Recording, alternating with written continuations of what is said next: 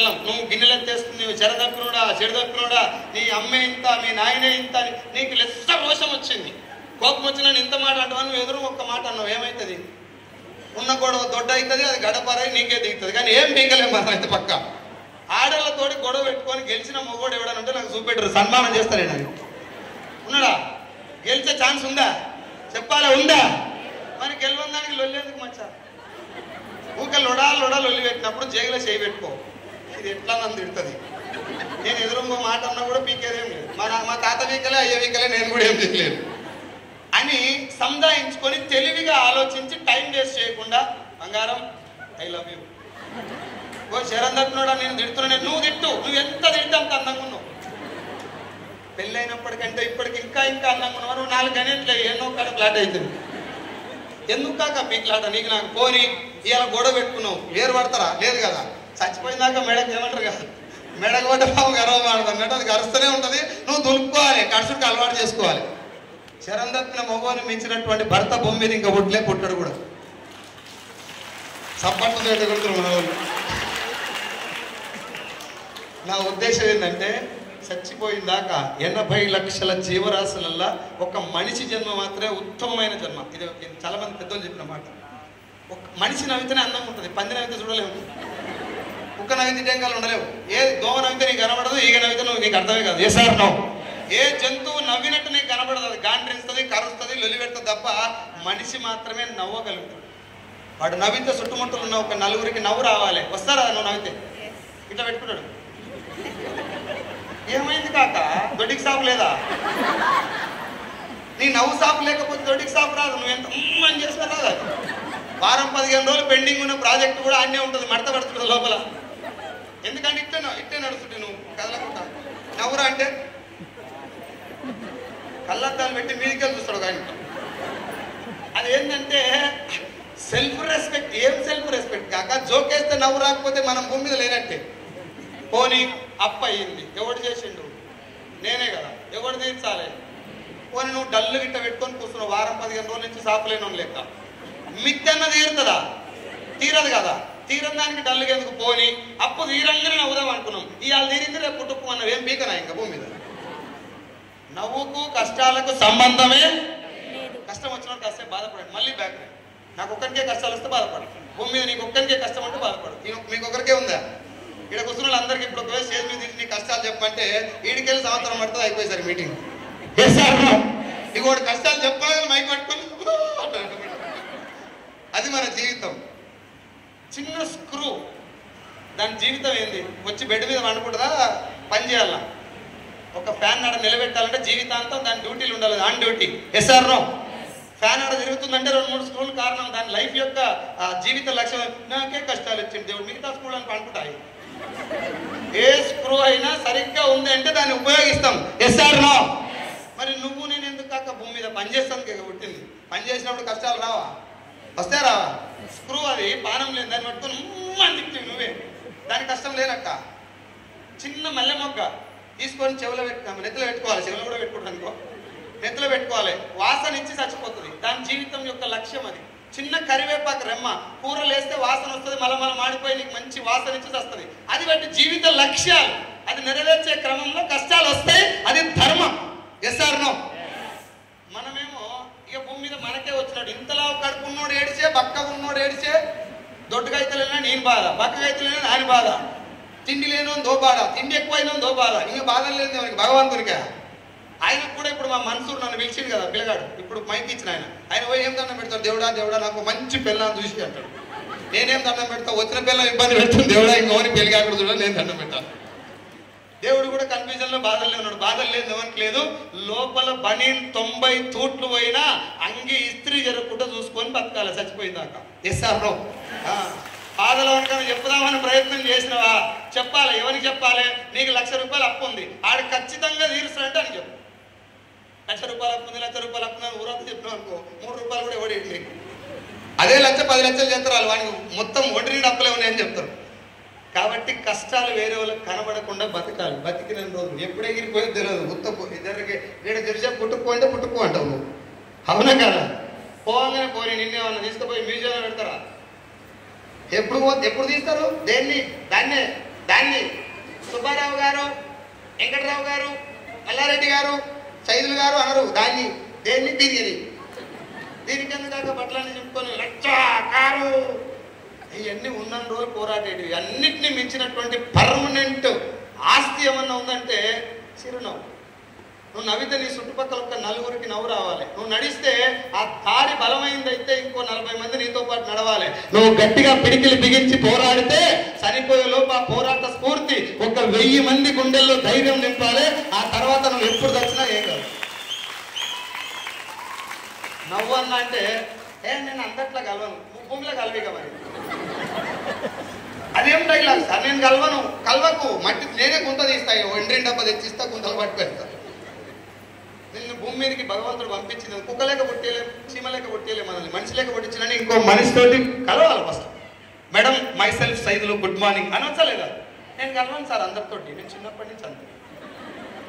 అది గొప్ప విషయం కాదు. నీకు ఏదో రోగం ఉంది చూపించుకోవాలి పోయి తొందరగా.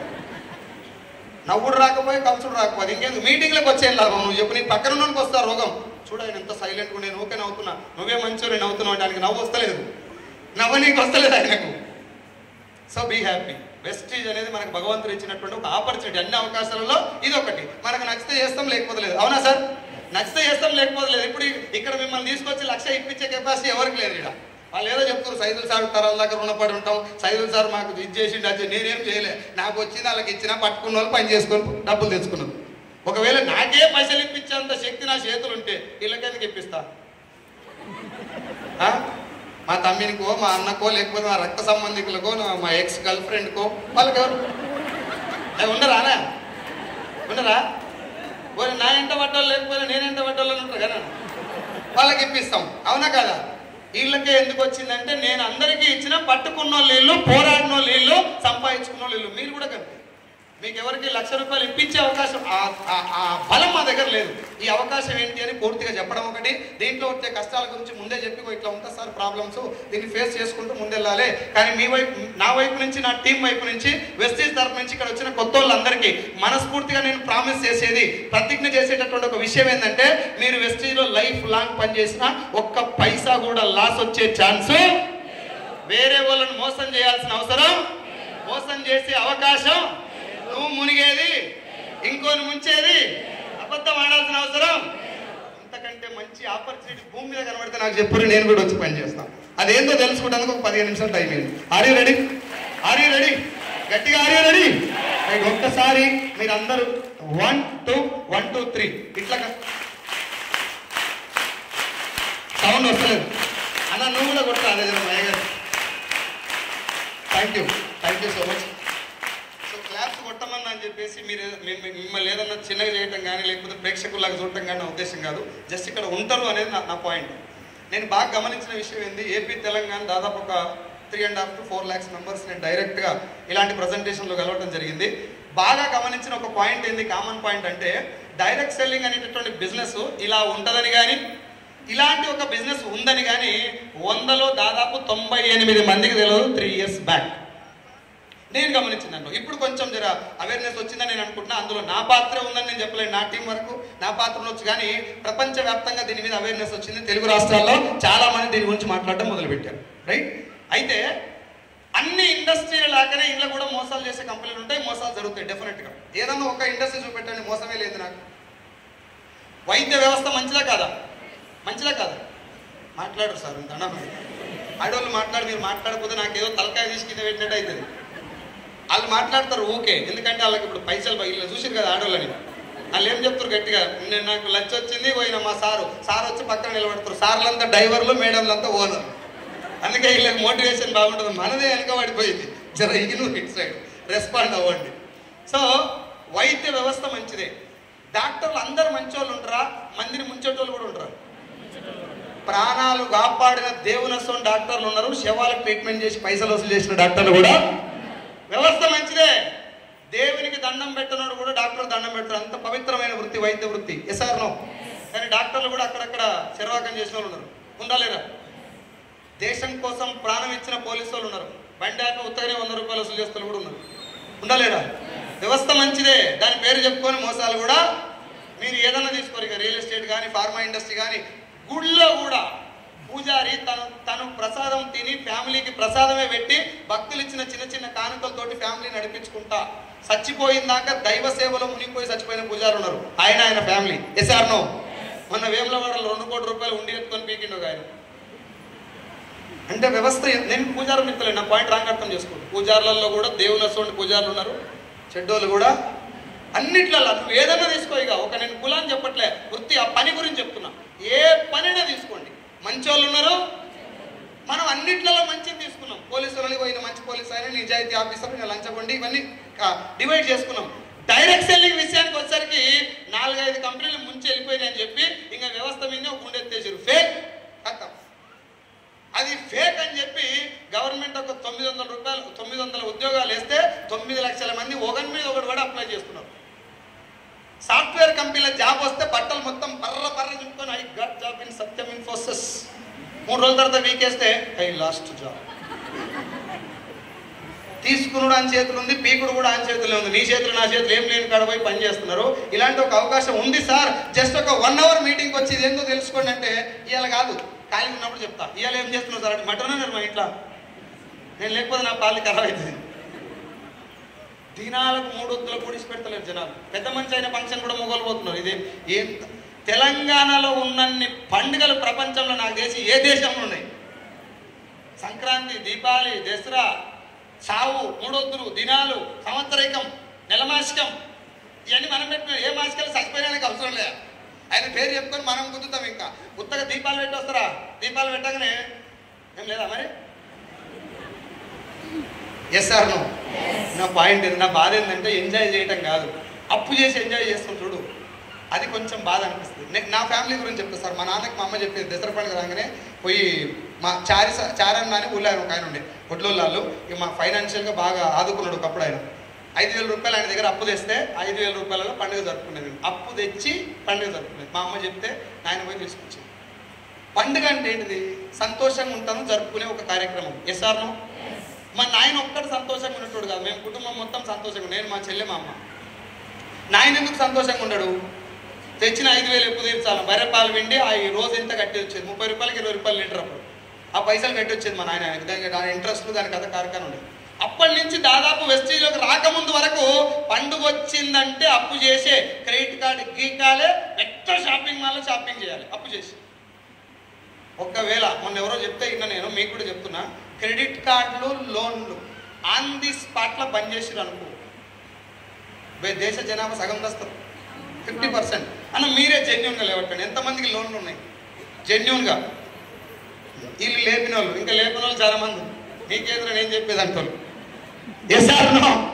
ఇది లోన్ లైఫ్, ఓన్ లైఫ్ కాదు. అలాంటి ఒక లైఫ్ నుంచి ఫైనాన్షియల్ ఫ్రీడమ్ తీసుకోవడానికి భగవంతుడు ఇచ్చినటువంటి కొన్ని అవకాశాల్లో ఒకటి వెస్టీజ్. ఇది బాగుందా లేదా డిసైడ్ చేయాల్సింది మీరు. అది ఏంటిది అనేది నేను చెప్తాను. అది మంచిదని మీకు అర్థమైతే చేయడం, చేయకపోవడం ఎవరి చేతిలో ఉంది? ఎవరి చేతిలో వాళ్ళకు ఉంది. అది మీ లైఫ్. నీకున్న ఆకలి నాకు తెలియదు, నీ కుటుంబ పరిస్థితి నాకు తెలియదు, బిజినెస్ ఎలాంటిదో నేను చెప్తాను. అది బాగుందా కాదా మీరు టెస్ట్ చేసుకొని, మీరు స్టూడెంట్స్ కావచ్చు, లేకపోతే హౌస్ వైఫ్ కావచ్చు, 70-80 వేలు ఉన్న వాళ్ళు కూడా, 70-80 సంవత్సరాలు ఉన్న వాళ్ళు కూడా ఈ బిజినెస్లో పనిచేస్తారు. జస్ట్ బిఫోర్ దట్ ఇది ఏందో తెలుసుకుందాం. ఒక్కసారి ఆర్ యు రెడీ? సార్ నా పేరు సైదులు, మాది రంగారెడ్డి జిల్లా మంచాల్ మండల్, ఆరుట్ల మా విలేజ్ పేరు. నేను ఉండేది కర్మాన్ ఘాట్, హైదరాబాద్లో.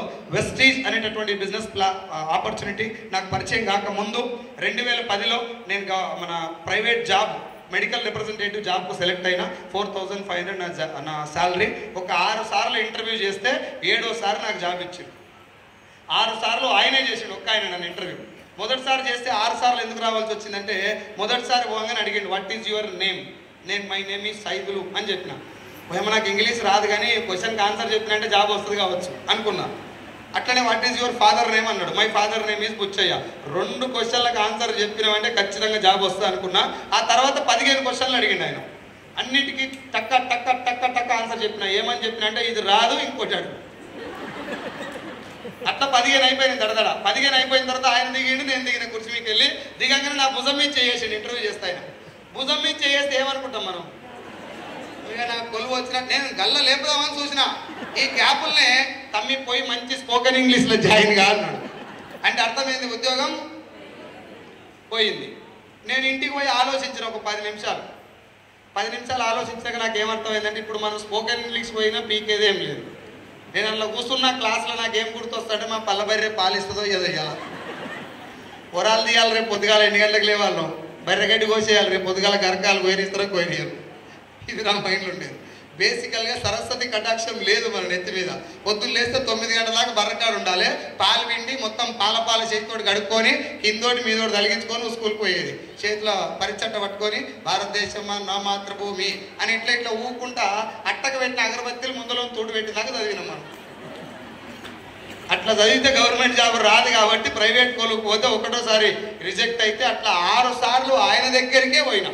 నీకు ఏం రోగం పుట్టింది సార్, భూమి మీద వేరే కంపెనీ లేదా, ఆయన దగ్గరికి ఎందుకు పోయినావంటే మీరే చెప్పారు. ఇప్పుడు కొత్త దగ్గరికి పోయినా అనుకో, ఆయనకి ఫస్ట్ కాడికి వెళ్ళి చెప్పాలి. మళ్ళీ ఈయనకి ఎంతో కొంత నా మీద క్లారిటీ ఉంది కాబట్టి ఇంకా ఇస్తే ఈయన ఇయ్యాలి, లేకపోతే ఎవడిగాడు. 7ఓసారి మళ్ళీ పోయినా. అప్పుడు గాంధీ హాస్పిటల్ బ్యాక్ సైడ్ పోయినా. మిగతా ఇంటర్వ్యూలన్నీ బిఎన్ఎడ్లో జరిగింది. పోగానే గుడ్ మార్నింగ్ సార్ అన్న.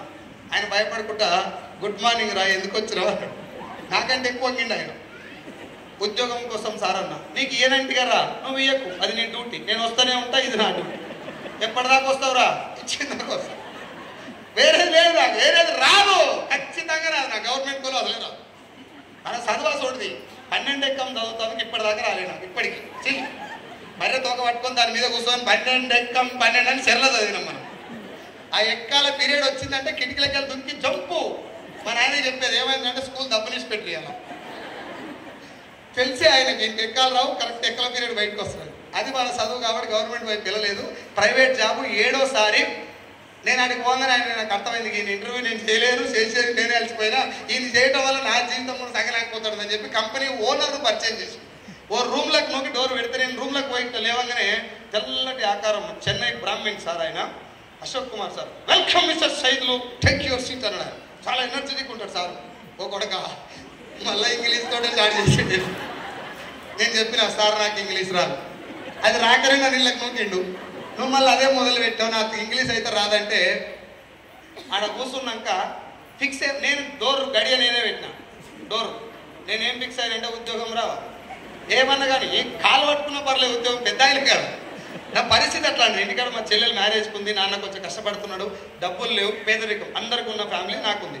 అది దృష్టిలో పెట్టుకొని ఇవాళ నాకు జాబ్ రావాలని చెప్పి ఫిక్స్ అయినాం. మనం ఏదన్నా గట్టిగా మొక్కితే దేవుడు కానీ యూనివర్స్ కానీ సహకరిస్తుందని పెద్దోళ్ళు చెప్పిన మాట, అవునా? అట్లా ఫిక్స్ అయినా నేను. ఫిక్స్ కాగానే దేవుడు 2 వరాలు ఇచ్చిండు. ఆ 2 వరాలలో మొదటి వరం ఏంటంటే, నేను తెలుగు బాగా మాట్లాడతా, వచ్చిన తొండిమంటి తెలుగు. అది ఆయనకు అర్థమవుతుంది బాగా, తిరిగి తెలుగు మాట్లాడలేడు. అది మొదటి వరం నాకు. అంటే నన్ను తిట్టలేడు, నన్ను ఏమనలేడు, నేను చెప్పింది తినుడు తప్ప ఇంకో దారి లేదు. ఇంకో వరం ఏంటంటే, ఆయనకి ఇంగ్లీష్ బాగా వస్తుంది, అది మనకు అర్థంగా. ఆయన ఏమైనా క్వశ్చన్ అడిగిననుకో అన్న, నేను 2 సార్లు అడిగితే అన్నా, ఇక ఆయన అడగలేదు నన్ను క్వశ్చన్. మొత్తం నా కష్టాలన్నీ నిజం చెప్పిన, అబద్ధం చెప్పలే. నా ఫ్యామిలీ పొజిషన్ మొత్తం చెప్పినాక చిన్నగా కళ్ళు తడైంది, నాకు అర్థమైంది ఉద్యోగం కన్ఫర్మ్. నన్ను చూసి నాకు కష్టాలు చూసి జాబ్ ఇచ్చింది ఆయన. 4500 నా శాలరీ. ఆ జాబ్ వచ్చిందన్న సంతోషంలో డోర్ గడియ తీసి పద్మరావు నగర్లో స్టార్ట్ అయిన ఉరుకు ముసురాంబాగ్ దాకా ఉరికిన. ఏం సార్ సంతోషంలో ఉరికినావా అంటే, ఇంకోటి కూడా ఉంది, జైల పైసలు లేవు, 7.5 ఉన్నాయి నా జైల. ముసురాంబాగ్ నుంచి ఇంకో ఫ్రెండ్ వచ్చి లిఫ్ట్ ఇస్తే కర్మన్ఘట్ పోయినా. కర్మన్ఘట్లో నా దోస్తులు ఉన్నారు రూమ్లో, బ్యాచులర్ రూమ్. నేను దోస్తులు ఏమడుతారు పోగానే, ఏమైందిరా అన్నారు. నేను ఇట్లా అన్నా. అనగానే ఏమనాలి, కంగ్రాచులేషన్స్ అనాలా లేదా? ఏం లేదా అరా అన్నారు. నేను జైల్లో చేయి పెడితే ఉంది, ఎందుకు లేదు, 7.5 ఉంది. ఎంతున్నా దావత్కి అయితే అస్సలే. ఊళ్ళకి పోయి మా బాబాయిని బతిలాడుతూ 10,000 ఇచ్చిండు. నైట్ 5,000 రూపాయలతోటి సాగర్ రింగ్ రోడ్ దగ్గర కొత్త బార్ ఒకటి ఓపెన్ అయింది, దాని పేరు ఏస్కో. ఇప్పుడు మాయా బజార్ అని టిఫిన్ సెంటర్ వాళ్ళు హోటల్ పెట్టారు, అంతకుముందు దాని పేరు ఏస్కో. అలా కూర్చున్నాం నైటు. ఎందుకు చెప్తున్నా ఈ విషయాలన్నీ మీకంటే, వెస్టీజ్లోకి రాకముందు ఉద్యోగం వస్తే లైఫ్ మారుతుంది, ఉద్యోగం వస్తే గతం జీవితం మారుతున్న మైండ్ సెట్ తోటి ఉండి, జాబ్ వచ్చినప్పుడు అంత సంతోషంతో ఉండి ఇంకా స్టార్ట్ చేసిన జాబ్కి వెళ్ళటం. 3 ఏళ్ళు జాబ్ చేసిన తర్వాత ప్రమోషన్ ఇచ్చారు. నాకు ప్రమోషన్ ఇవ్వగానే మా నాయనకి పోయి చెప్పిన, 4,500 జీతం సరిపోతుంది ఆయన, 25,000 శాలరీ అంటే ఎంత రా అన్నాడు. 25,000 అన్న. సరే బిడ్డ నువ్వు హైదరాబాద్ అన్నాడు. ఆయన అటు పోయి అట్ట దోలాడుకోవచ్చు, మొద్దు మెడకేసిండు నాకు తెల్లకుంటా. మొద్దు అంటే ఏంటిరా? వైఫే కదా. మొద్దు అంటే వైఫ్ అని ఆ మేడం చెప్పింది, నేను చెప్పలేదు. సరేనా? సో ఇప్పుడు మనం అన్నాం అనుకో అన్న, పోయి మహిళా సంఘాలు అదని కేసు పెడతారు, వాళ్ళు ఒప్పుకుంటే ఓకే. పెళ్ళయ్యే ముందర సంతోషంగా ఉంటారా ఉండరు? పెళ్ళి ఇష్టం లేనివాడు కూడా ఫిక్స్ అయిందంటే ఫేస్లా అదో రకమైన కలర్ వచ్చేస్తుంది. తెలియదు మనకు, ముందర ఏముంటుందో తెలియదు కాబట్టి ఎక్కడ లేని ఆనందం. కార్డులు ఇస్తారు కదా, పోయి సార్ ఇట్లా కార్డు ఇస్తారు, సార్ ఏంద్రా ఇదంటే పెళ్ళి అవుతున్నారు. పెళ్ళేరా? అవును సార్ ఫస్ట్ టైం. ఇంత ఖుషిలో పెళ్లి చేసుకొని పెళ్ళి అయిపోయినాక 1 సంవత్సరం దాకా భార్యాభర్తలు ఎట్లుంటారంటే, అసలు బంగారం నువ్వు నా కోసమే పుట్టినావు, బావా నువ్వు కూడా నన్ను అయితే ఇట్లయితే దేవుడు నా కోసమే తయారు చేసిండు నిన్ను. ఇగో నీ కనురెప్ప మీద చిన్న మచ్చం చూడు, అది నాకు చాలా ఇష్టం. ఇట్లా నడుస్తాయి డైలాగులు సంవత్సరం దాకా. ఆయన వచ్చిన నాకేమో తినకుంటూ కొనుడు, 12 అయినా కూడా నువ్వు వచ్చినాక ఆయన తిన్న తలలే తినడు. 1 సాల్ తక్ హోతా. సంవత్సరం కాగానే అదేందో మళ్ళా నిన్ను చేసుకోవడం వల్ల నా జీవితం సంక్రాంతి. నా మరదలను అడిగినప్పుడు నన్ను చేసుకుంటే అయిపోయేది. ఇది తెలియదు ఏంటంటే ఆయన మరదలు చేసుకునే బండి ఇన్నే అవుతుంది సంవత్సరం తర్వాత. ఇట్లా అయిపోయినాక 1 ఇయర్ తర్వాత కష్టాలు ఎందుకు వస్తాయి సార్? నిజంగా ప్రేమ తగ్గుతుందా? దేనికోసం వస్తాయి ప్రాబ్లమ్స్? ధనం మూలమిదం జగత్ సర్వరోగ నివారిణి మనీ. అవునా కాదా? పైసల గురించి నాకు అంత ముందుకు ఇట్లా చెప్పలే ఎవడు. మరే బోసిడీకే ముందు పైసలు సంపాయిరా, సోకులు తర్వాత పడదని ఎవడని చెప్తే నేను అటువైపు వెళ్ళేటోని. నేనేమనుకున్నా అంటే డబ్బు ఇంపార్టెంట్ కాదు నాన్న, డబ్బు ఇంపార్టెంట్ లే, బంధాలు బంధాలు బంగజక్కలు ఏం లేవు. పైసలు ఉన్నోనికే వెలుగు ఉంది అలా. Yes or no? డబ్బు సంపాదించే అవకాశం లేనప్పుడు నువ్వు ఏ మాట చెప్పినా నడుస్తుంది. అవకాశం ఉండి కూడా నువ్వు సొల్లు చెప్పినావు అనుకో, పిల్లం అన్నం పెడతప్పుడు ఇట్లా అన్నం తీసే గిన్నెలో పెడుతుంది కదా, గంటే గిన్నె కానకుంటే నీ మీద ప్రేమ ఉన్నాడు. అర్థమవుతుందా? ఇట్లా అన్నం తీసి గంట ఇట్లా